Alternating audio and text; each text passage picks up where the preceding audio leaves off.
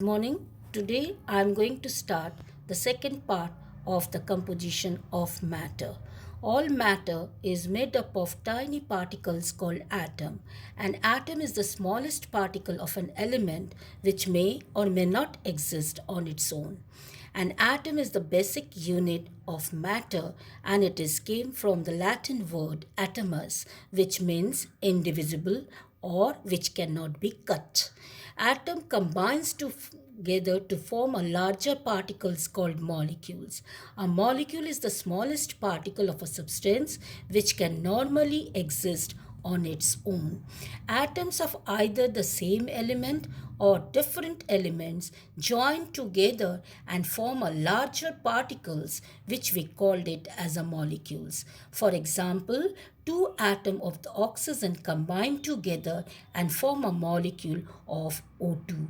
Two atoms of hydrogen combine with one atom of oxygen to form water. Like that, two atoms of oxygen combine with one atom of nitrogen and form nitrogen dioxide. Now we will explain the characteristics of matter.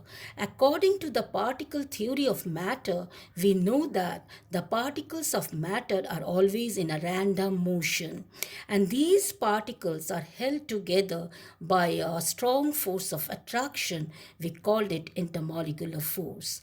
The space present between the particles are called intermolecular space. So we can say that intermolecular force and intermolecular space are related to each other. The stronger the intermolecular force between the particles, the lesser will be the intermolecular spaces and vice versa. Intermolecular forces and intermolecular space are the two properties of states of matter.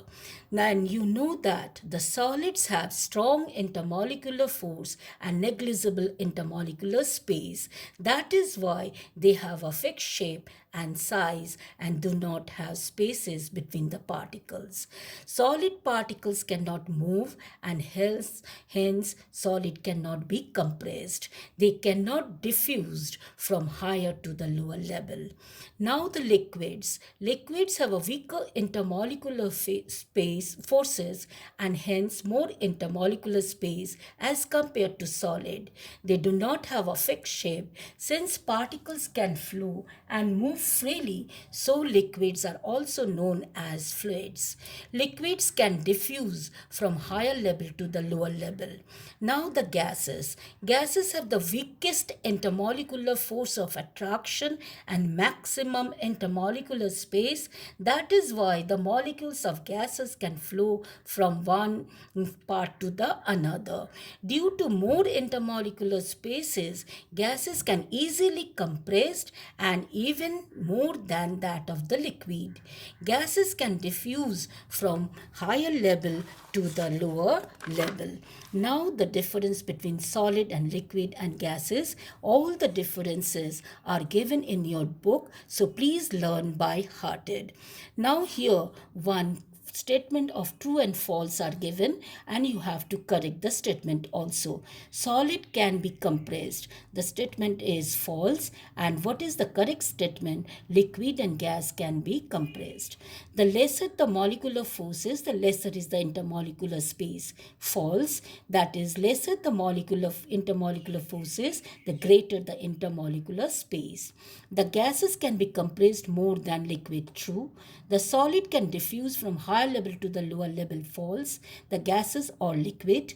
Liquid can be compressed slightly using great pressure. True. Matter is anything that occupies space and has mass. True. Solids have a rigid structure and a fixed volume. True. Liquid takes up the shape of the container. True. Gases cannot diffuse. False. Solid cannot diffuse. Just like liquid, gases can also be called fluids. True. End of the second part.